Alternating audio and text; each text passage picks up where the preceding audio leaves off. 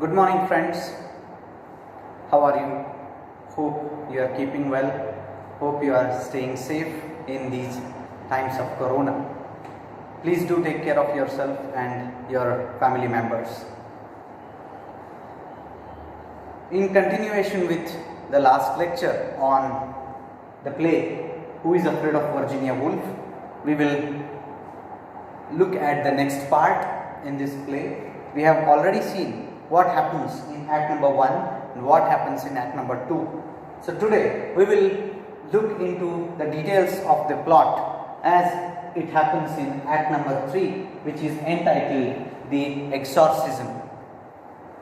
So we have seen as to how George is trying to take revenge against Martha, who had humiliated George in the first act. Now he is trying to take revenge on Martha and also on Nick, because Nick seems to have sided with Martha in insulting George, and how he starts playing the games, horrible games like Hump the Hostess, and ends up humiliating Nick and Honey, and the game ends up as Get the Guests. And we have seen how there is a very ugly episode between Nick and Martha, and as a result, in the last part of act number 2, how Nick and Honey's marriage is also disturbed to some extent. So that is what we have seen in act number 2. Now today we will look at what happens in act number 3, which is titled Exorcism. We know what is exorcism. Exorcism is a concept related to the world of ghosts and spirits. So in exorcism, it is a process by which the possessed people are healed. The possessed spirits are taken out from the body of the person. So that is what we call as exorcism, meaning the devil or the evil spirits are taken out. That is the process which is called exorcism. Like we say Bhoot Badha, removing the Bhoot Badha and all. That is called as the exorcism. And this act is quite symbolic of the title, because in this episode of the drama we see all the secrets of both the couples are almost revealed, and all the evil nature in them comes out. It is exposed in front of everyone, and now they are living with the bare reality. All the illusions that they had created amongst themselves, around themselves, are all removed, and they come into the world of bare reality. And how they tackle with this bare reality, it is spoken about in this act number 3. So I shall discuss the plot in act number 3. So Martha, who had gone out, she enters onto the stage, into the living room, and there is a conversation. We see Martha and Nick had gone to the kitchen to indulge in a love affair, a brief sexual affair, and Martha comes out of the kitchen into the living room and starts complaining that Nick is not able to satisfy her. So this is one illusion out of which she comes out.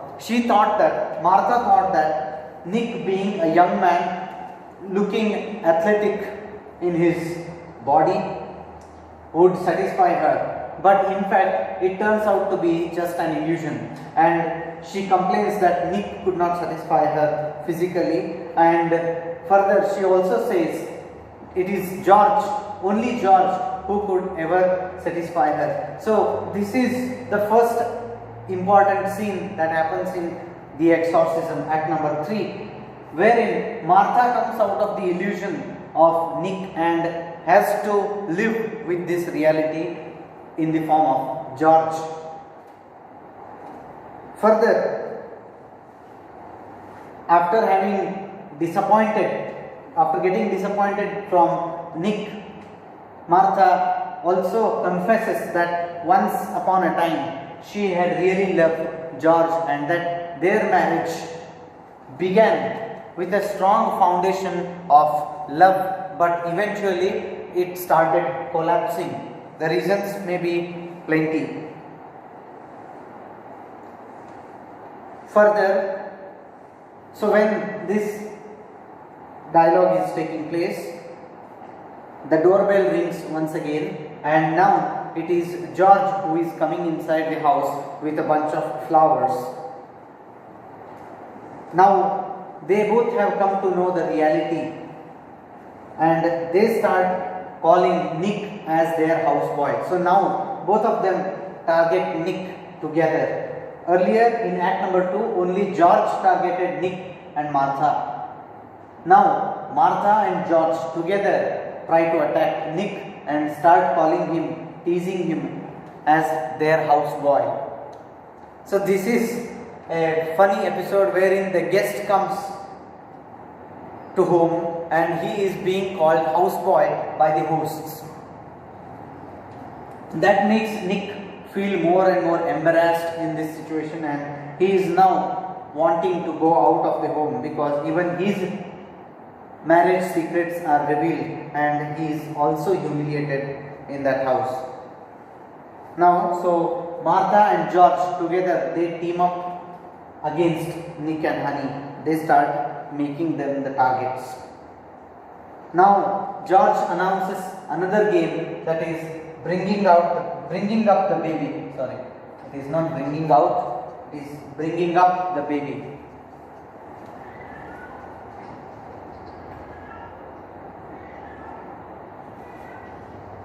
So George says that we will now play a game called Bring Up the Baby. Now Nick seems that there is danger because in this game the childless couple Nick and Honey will be the targets, obvious targets. That is why now Nick wants to avoid the situation. George starts talking about their son, and both Martha and George try to recall about their son in front of Nick and Honey in order to make them feel jealous, because they have come to know the reality of Nick and Honey's impotence, their inability to produce a child, and they are now, this couple, they are now talking repeatedly about a son, their child, recalling their memories with their son.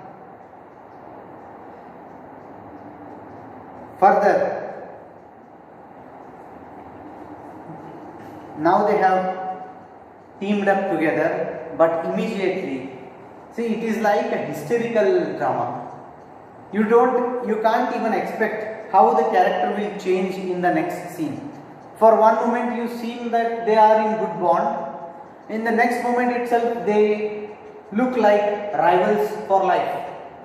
So till now, when they were teasing Nick and Honey for being childless, they were teamed up. Suddenly George changes his mind and starts speaking ill about Martha. So this is like hysterical, it is like madness, a complete play of madness.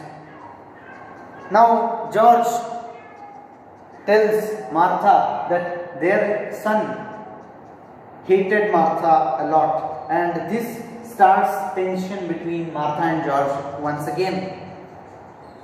And when this tension is being built up, George declares to Martha that their son has died in a car accident and that a man had come to inform him about their son's death.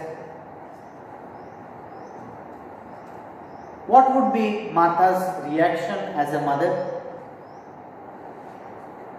Everybody can expect Martha to fall into a pall of gloom, to fall into sadness, to collapse into anxiety as well as anguish. But her replies are extremely shocking. When George says, there was a man who came and declared the news of our son's death, that our son died in a car accident, Martha replies in a strange way, which surprises both Nick and Honey. What she answers? What she replies? Martha shouts at George and says, "You alone can't decide the things." Now this dialogue is surprising, right? George is saying that their son is dead. It is not a decision. It is a statement. It is affirmation of a news. But Martha, when she says, "You can't decide everything alone," that he cannot alone decide the things, this is a surprise. And it is at this point Nick and Honey come to know that all this was an imagination. It was an illusion created by George and Martha, and their son was not the real one. They had imagined that they have son.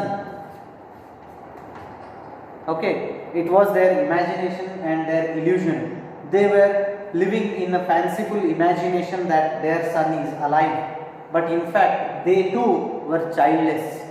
And to hide the pain of childlessness, they had imagined a whole story of their son who was a non-existing one. So this episode is extremely painful because at this moment all the things, all the worries and all the bitterness that was found between George and Martha and its reasons are all exposed. The reason for the bitterness in their marriage, there were many causes, but being childless was also one cause for the bitterness that has been created in their marriage. Poor people, they were living in their own imaginary world, illusory world. They had created illusion of their son, and that's why Martha said, "You can't decide when our imaginary son would die." So it was their mutual understanding. They had tried to keep their marriage safe with this illusion, and at this episode, all the audience, the readers, feel pity for George and Martha. Till that moment, we feel that George and Martha are behaving like mad people. But now we understand why they are behaving like this. Why they have so much hatred with each other. And why, even though they hate each other, why they are still in that relation of marriage. It was because of their own illusion they had created in order to escape from the harsh realities of being childless. At this point, when Martha shouts to George, saying that you cannot decide everything alone. At this point, Nick understands the reality of George and Martha.